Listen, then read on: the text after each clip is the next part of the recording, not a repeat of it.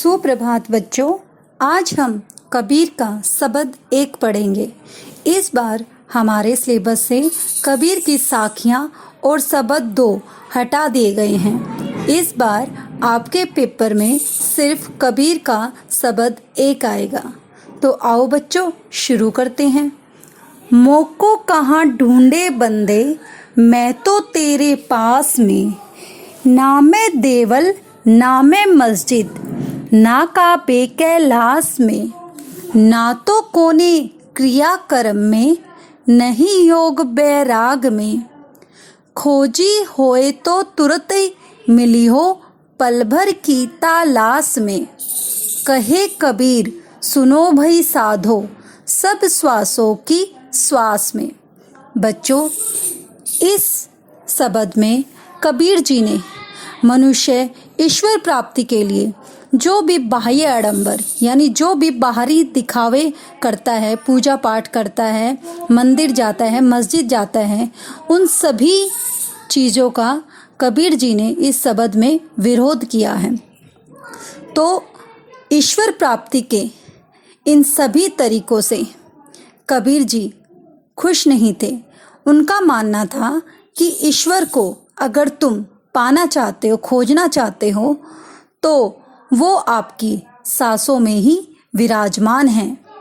उनके लिए आपको किसी भी मंदिर मस्जिद में जाने की ज़रूरत नहीं है।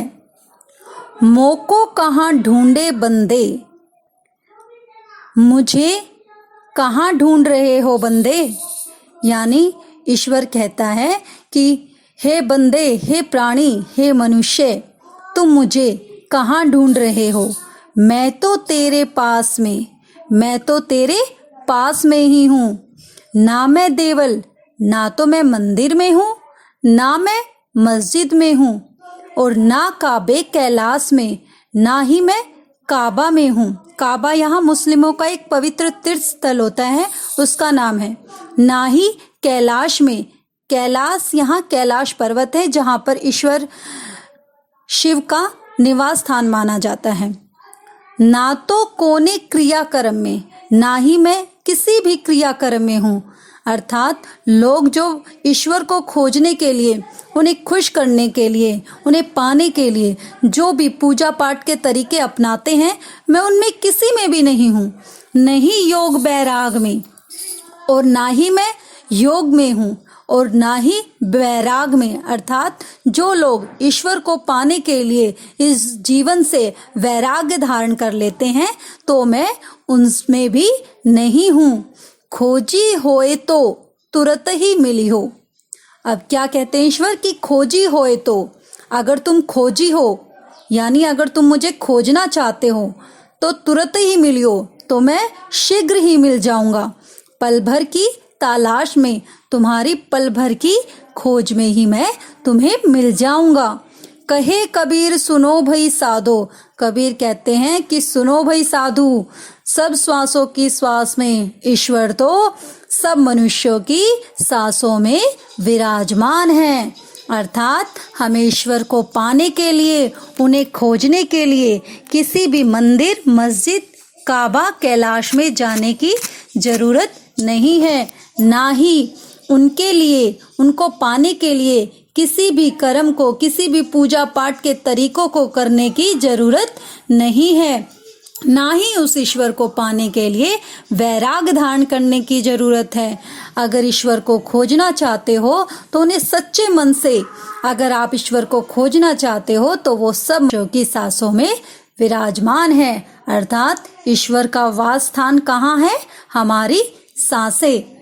तो आओ बच्चों, अब हम इसके प्रश्न उत्तर कर लेते हैं।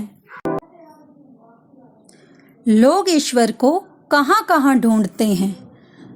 तो लोग ईश्वर को मंदिर, मस्जिद, काबा, कैलाश में ढूंढते हैं।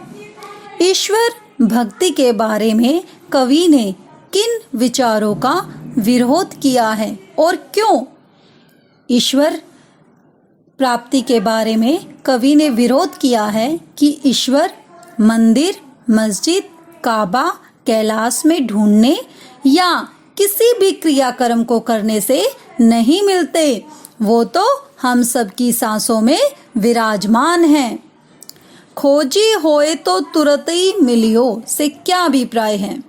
इसका अभिप्राय यह है कि अगर कोई ईश्वर को सच्चे मन से खोजना चाहता है तो वह उसे तुरंत मिल जाएगा, क्योंकि वह हम सबकी सांसों में विराजमान है। क्रियाकर्म का क्या आशय है?